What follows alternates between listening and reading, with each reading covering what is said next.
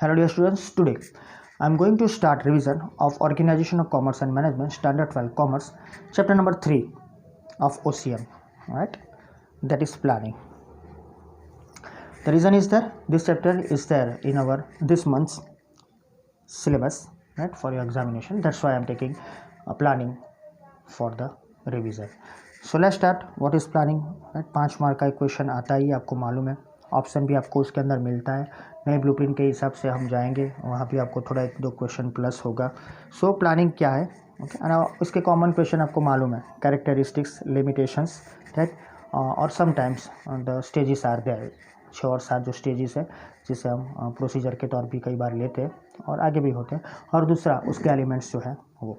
तो ये चारों मिलाकर रिपीट होते हैं. 2 क्वेश्चन तो ऑलवेज, 5वां कोई क्वेश्चन इसमें से होता नहीं है, right. Once again, characteristics, limitations, procedure, that stages and उसके एलिमेंट्स, ओके. और जो स्मॉल क्वेश्चंस होते हैं रिलेटेड टू द 2 मार्क, वो कोई एक कैरेक्टरिस्टिक्स से लेते हैं, जनरली कोई एक लिमिटेशंस के हिसाब से लेते हैं, तो उसको हमको समझाना पड़ता है. एक मार्क का भी क्वेश्चन हो सकता है, तो वो भी आपको समझ में आ जाएगा. सो प्लानिंग क्या है? सिंपल थिंग है, जब हम कहीं जाते हैं we are always looking after for something in advance, right, कि भी कुछ प्रॉब्लम ना हो, इसके लिए हम कुछ ना कुछ करते रहते हैं.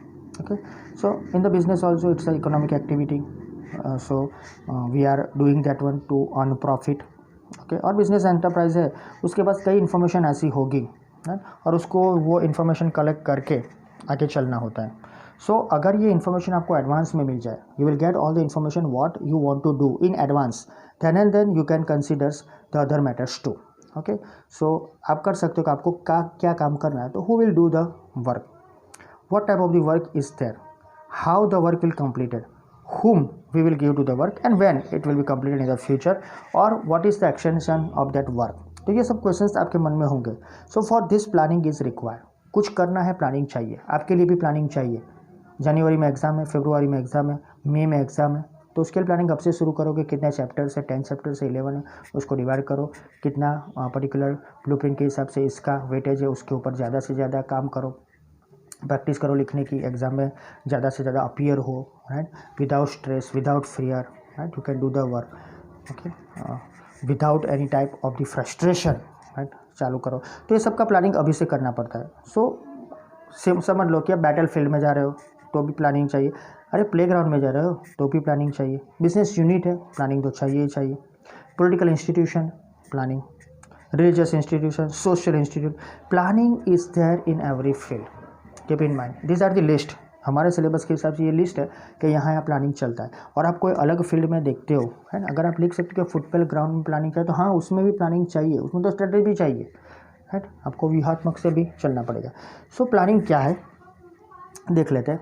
लेट्स सी, ये हमने कवर कर लिया. Now here, what we want to achieve in future and how. मुझे क्या करना है, मुझे बैचलर्स में कहाँ जाना है, you are in the 12th, मुझे बैचलर्स ऑफ कॉमर्स में जाना है, राइट, बिजनेस एडमिनिस्ट्रेशन में जाना है, राइट, मुझे कंप्यूटर फील्ड में जाना है, कोई भी. तो ये तो एक हमारी पर्सनल बात हुई, लेकिन बिजनेस के हिसाब से आप देखो तो आपको क्या करना है, what you want to do, what you want to achieve in future and how. So for this various alternatives are to be considered.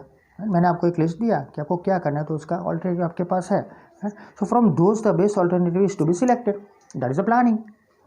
From the best alternatives, right, or you have to find out the best alternatives, it should be considered, and then after, right, from those alternatives choose the best one.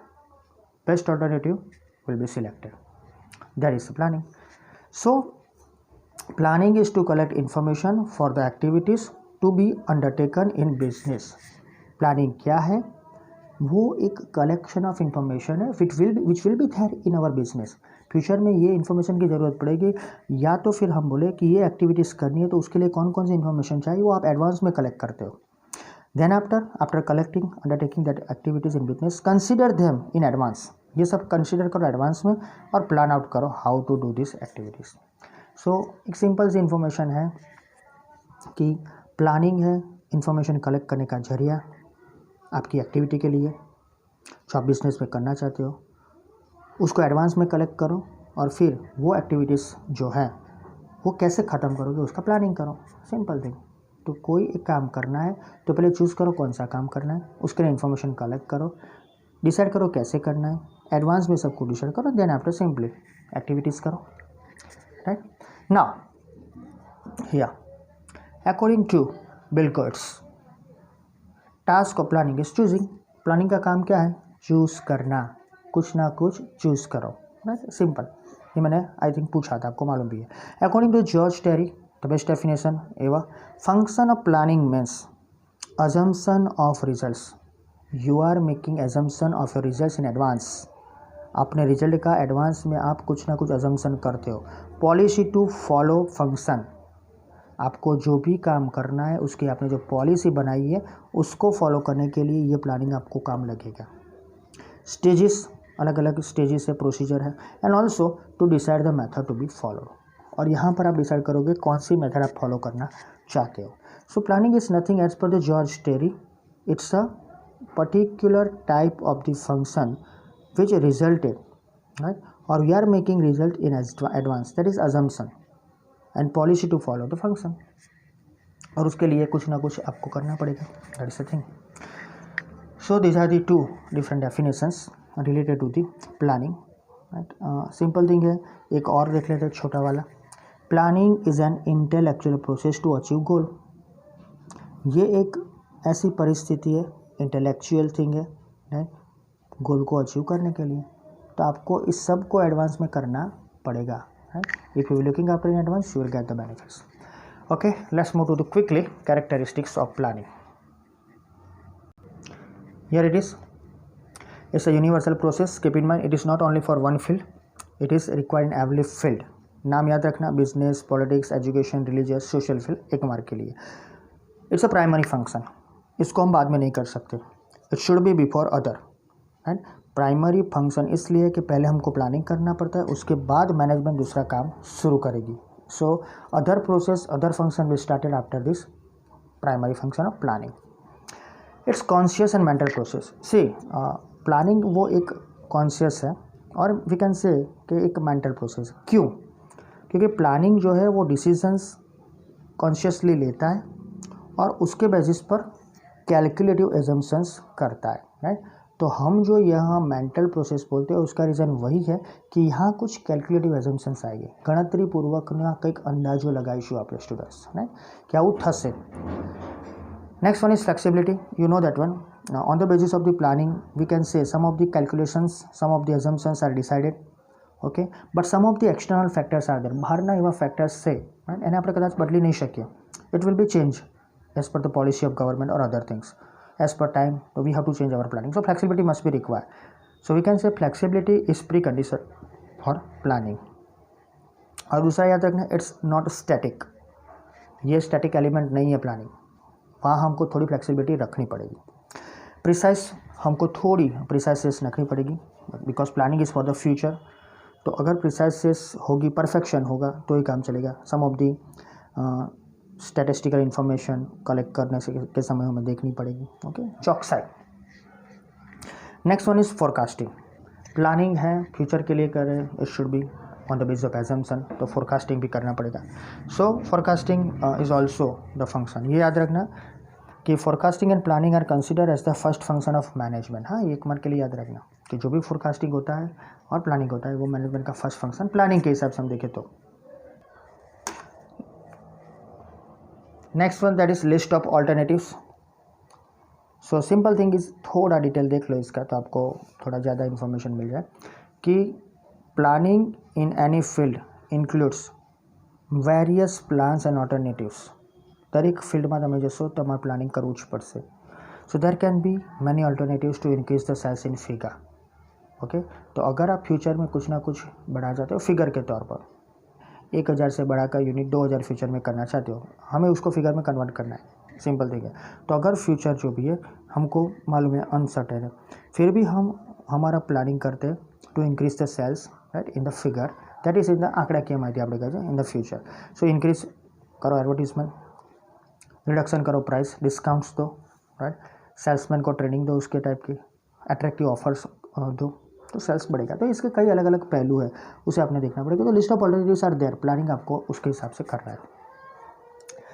कई बार पूछा गया question से, it is concern with future, future आएगा, uncertainty रहेगी, तो simple forecasting assumptions are done later on, right.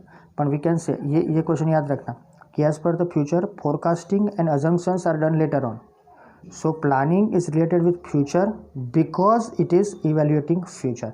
हम future का मूल्यांकन करते हैं कि ऐसा हो सकता है, राइट, और वो मूल्यांकन होगा प्रेजेंट में, और उसके हिसाब से हम हमारा प्लानिंग का अरेंजमेंट करेंगे। So keep in mind, assumptions forecasting करो, उससे पहले भी प्लानिंग जरूरी है, दोनों साथ में जाएंगे। As you know, continuous process, it will not stop. Business starts, planning starts, organization start, establishment of organization up to the end continuous रहेगा ही रहेगा। टाइम और सर्कमस्टेंसेस के हिसाब से right you can change. Next one, objective oriented activity. जो भी plan करो उसके सेंटर में एक ऑब्जेक्टिव होना चाहिए। फ्यूचर टारगेट्स है, राइट, सो उसके हिसाब से हमें ऑब्जेक्टिव डिसाइड करने हैं। ऑब्जेक्टिव तो सिंपल है, you know that one, we have to earn profit, ये बिजनेस का ऑब्जेक्टिव है।